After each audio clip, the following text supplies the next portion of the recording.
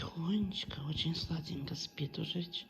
Начиная разговаривать, он начинает просыпаться и начинает двигаться. Вот так мы сладенько спим. Да, Кепи? Он хвостиком мелькает. Как сладенько мы спим. Нравится нам на диване спать. Это очень-очень вкусненько и сладенько. Да, Стелла? А Стелла не спит, Стелла двигается. Вот уже и Кеп встал. Все, все, все.